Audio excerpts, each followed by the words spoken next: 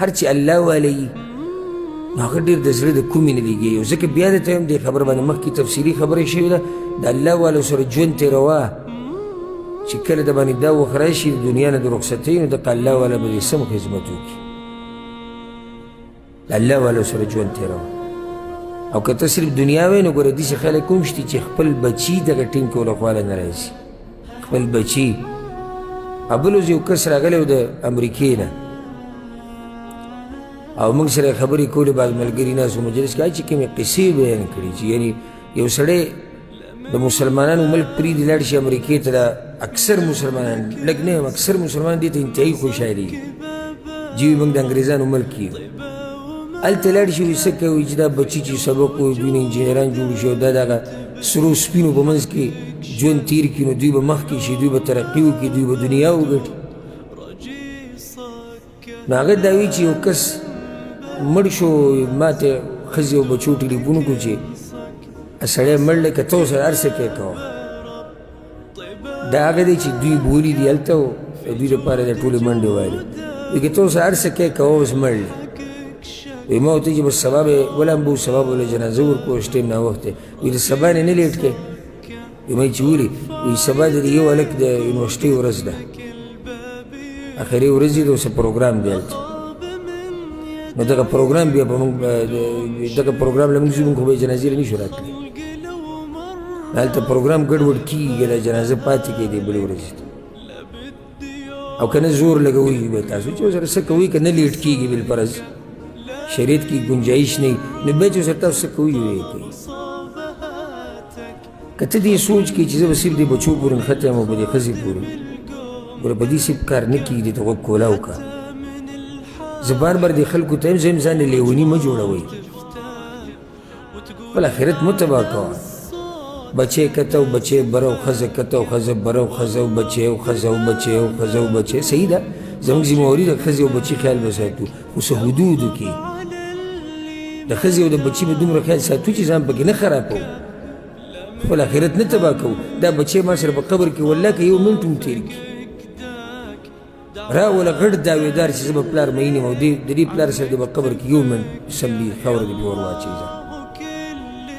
راوله هغه ښځه چې چغې وایي چې زه په خاوند مین یم او د دې خاوند سره یو شپه په قبر کې تېره کړي څه عذاب دې ترې کم کړي څه سخته دې ترې کمه کړي همدا بچي ستا دا مال له والي او بیا به جګړې کوي یو بل پې وژني تا له پکې دومره ذهن نه در کوي چې ته پکې ښخ شي نو هسې ځان بلکل په دې دنیا کې لیونی کوئ هم ښکلی ژوند تېر کوئ بل ورځ ما سوچ کوه چې ګاډي کې را روان وم یو ځای ته تللی وم یوازې ومه ګاډي یو خبره مې مخې لرله ما چې دا کار وکړم او که ویې نه کړم څه مسله وه نو کشمکش کوم په دې ګاډي کې سوچ کوم چې ویې کړم که ویې نه کړم ذهن ته مې یو خبره راغله هغه خبرې لکه ماله ډېره تیزي را کړه چې او دا کار وکړه هغه کار داسې فایدهمند کار و دنیوي کار هغه خبره مې ذهن ته دا راغله چې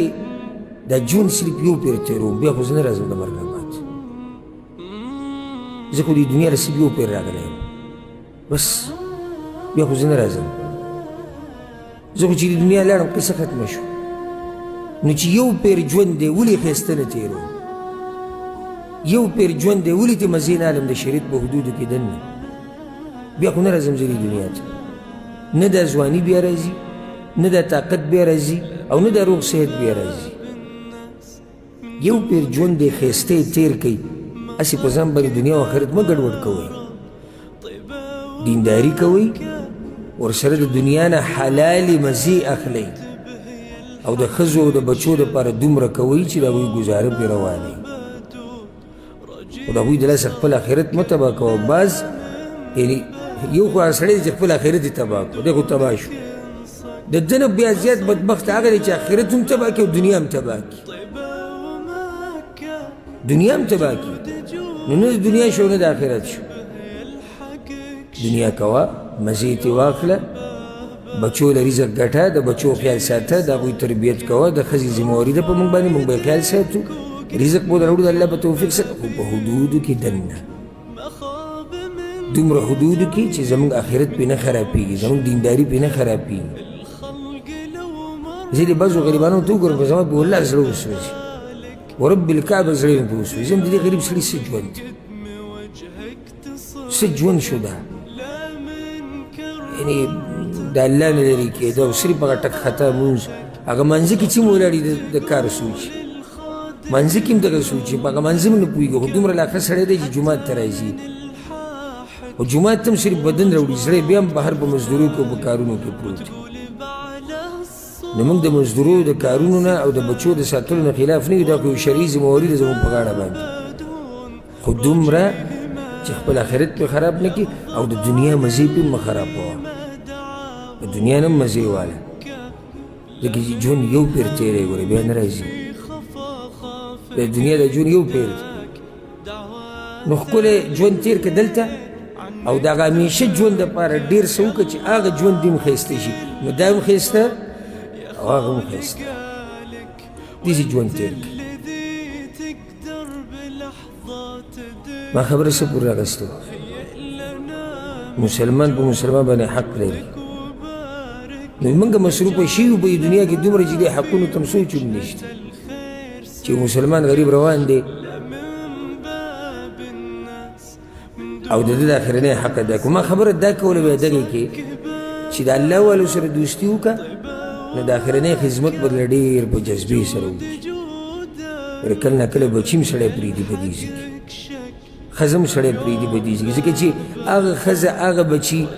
چې هغه صرف د دې پلار سره د ښځې سره دنیا دپاره محبت کوي هغوی هم دا وایي چې بس سړی خو لاړ ختم شو سړی چې لاړ نو قصه ختمه شو اوس ورسره کیس خو الله وله دې نه پرېږدي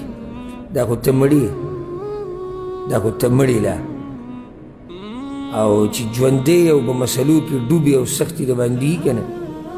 بیا هم دغه الله والا به دې خواوشا کړي ځکه چې هغې کې بیا مشکل دی چې تا باندې سخت یو څوک د سره خوا کې ودرېږي خو ته پته لري چې دې سخته کې به ورسره زه ودرېږم زما به ټیم لګي زما به مال لګي زما به بدن لګي او بیا د سره م ولاړي نو چې کله ته مړ شي بیا خو ته د هغه نه څه غواړې نو بیا خو درسره ولاړې قبر له به دې هم درځي وخت په وخت دعاګانې به درله هم غواړي لکه چې هغه په هغو خلکو کې نه دی چې دی معیني که نه ییني هغه دا وایي الله معیني ځکه یاري دوستي له چا سره ساته د الله والو سره